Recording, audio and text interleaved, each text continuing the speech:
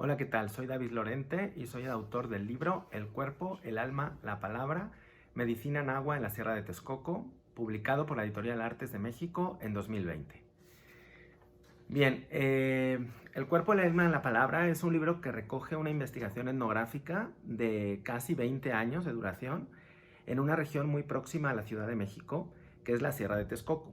La Sierra de Texcoco tiene mucho interés desde un punto de vista de investigación, dado que es una región en la que no se ha hecho casi etnografía, es una región que esperaba que se hiciera una monografía de ella en profundidad, y a la vez es una región representativa de otras áreas indígenas o mestizas del país. Entonces, este libro, que es un libro sobre medicina tradicional, pero también es un libro que habla de procesos de cambio y de continuidad, ofrece un poco las dos cosas, es decir, ofrece una monografía en profundidad y ofrece un análisis aplicable más amplio a lo que sucede en muchas regiones de México.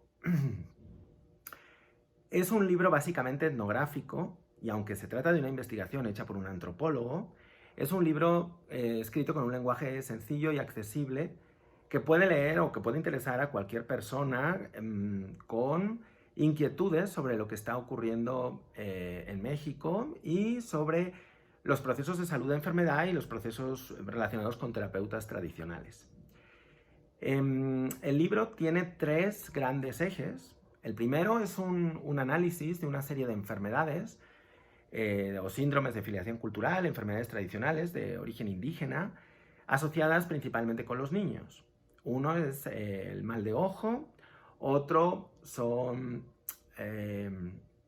la caída de mollera, y luego vienen otras enfermedades menos conocidas. Una de ellas es la tiricia, que es una enfermedad muy poco documentada en México y de la que yo ofrezco un análisis en profundidad.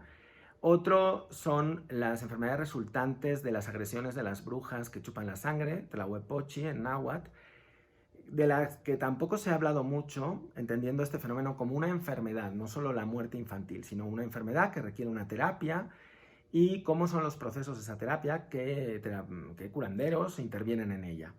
Por último, otra enfermedad que también se destaca en el libro es la de los dueños del agua, los ahuaques, que producen una serie de trastornos a los pobladores cuando se acercan a los cuerpos de agua. Estas enfermedades configuran una parte importante dentro del libro. Otra parte está formada por la descripción de los terapeutas. Se trata de una región en la que los terapeutas no son socialmente visibles, la mayoría de ellos, sino que son personas que viven allí, pero que no se muestran públicamente. Entonces, lleva mucho tiempo investigar y acceder a cómo es el mundo de este tipo de personas, de terapeutas.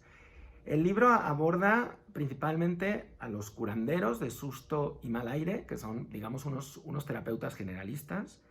Luego también a los hierberos, a las parteras, fundamentalmente en su función de curadoras, y a los brujos y a los graniceros.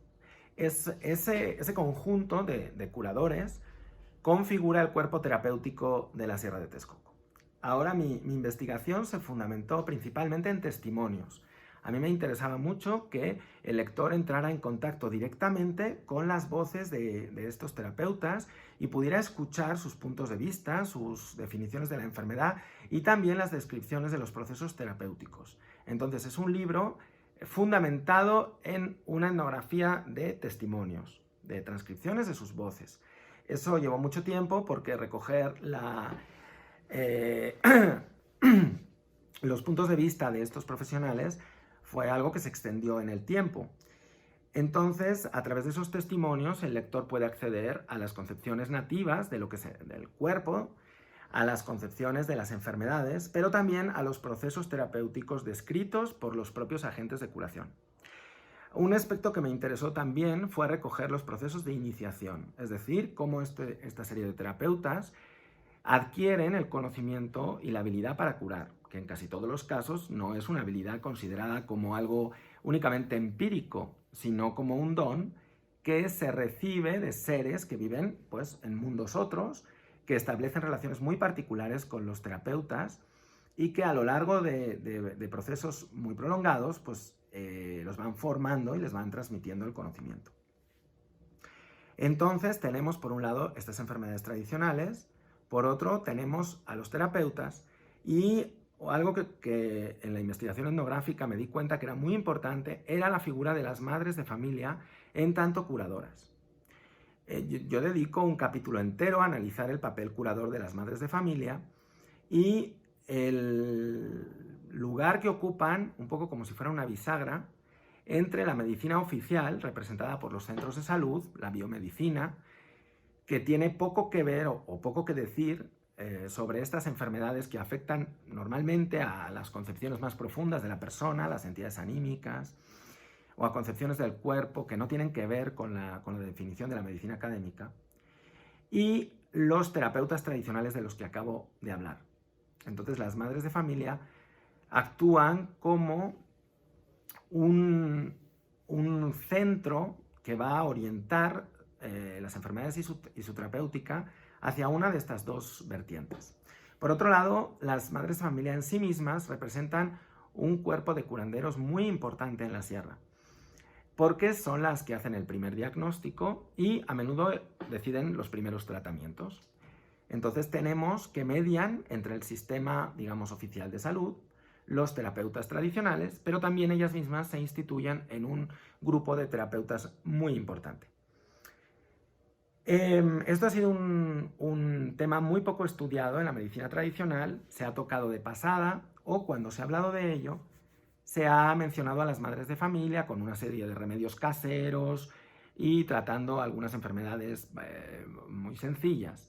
Pero es importante destacar el papel fundamental que dentro del sistema de salud ocupan las madres de familia, dirigiendo todo el itinerario terapéutico, participando activamente en las curaciones y actuando un poco como un nudo de convergencia en un continuum terapéutico entre todas las modalidades terapéuticas disponibles. Es decir, la medicina tradicional, la medicina familiar, no es simplemente un ámbito más o relegado dentro de este sistema muy grande, sino que forma parte del eje, digamos, de toda la estructura.